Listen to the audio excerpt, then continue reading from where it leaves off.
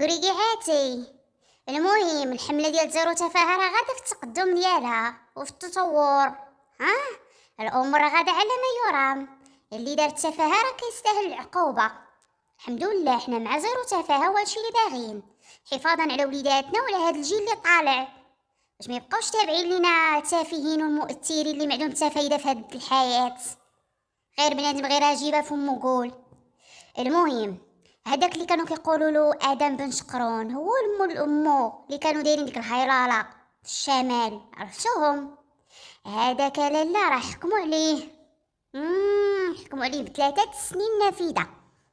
ايوا ماشي غير هاد الشيء، لا لا، منعوه 10 سنين. 10 سنين ما يزاولش شي مهام في السوشيال ميديا، ما يلوح فيديو، ما يهضر فيه، ما يبان.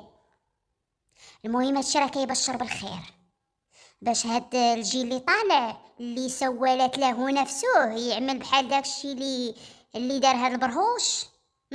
الناس باغا الفلوس غير هكاك، ما بقاو كي اختي ما بقاو كيفرزوا لا بين الحلال ولا الحرام، ولا بغاوها ساهله.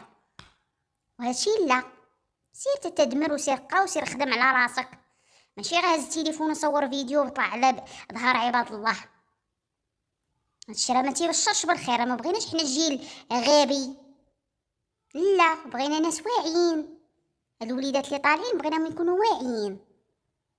المهم كيف ما قلت لكم 3 سنين تحكمات ليه نافذه غادي يدوزها النهار على خوه، و10 سنين ديال عدم ما يقربش لتليفونه، ما يصيفطش شي فيديو ولا يتواصل مع المتابعين ولا يقول شي حاجه. 10 سنين الا مشى حتى دار شي حاجه يعاود يرجع للحبس. المهم هذا خبر من جهه. الخبر الاخر اختي، قريقعاتي، الخبر ديال صوفيا.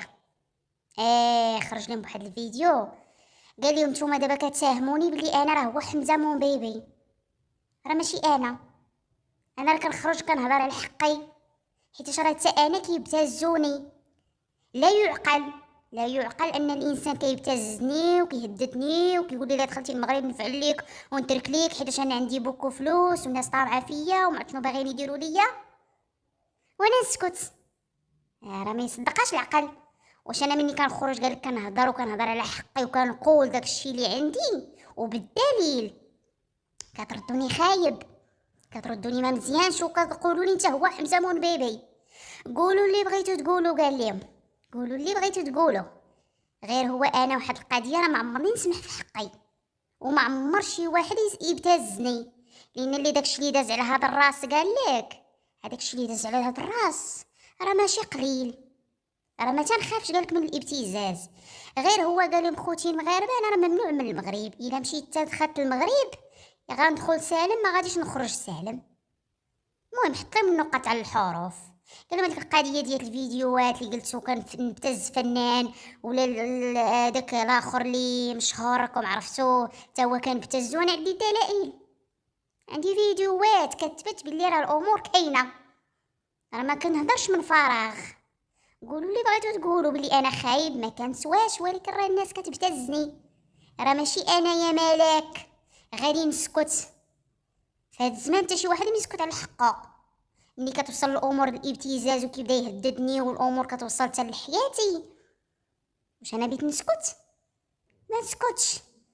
هادشي كامل قريقعاتي قالوا صوفيا في الفيديو اللي خرجوا ستوري. قال لهم انا غير باش نوضح لكم بعض الامور. الناس اللي قالوا لا دخل المغرب لا ما تدخلش المغرب، انا لا دخلت، قال لهم لا دخلت المغرب راني غندخل سالم، ولكن راه ما غنخرجش منه سالم. فهمتوني؟ الناس طامعه قال لهم فيا، وهنا هاد الفلوس كامله اللي عندي قال لهم حتى شي واحد ما غيدي منها شي ريال.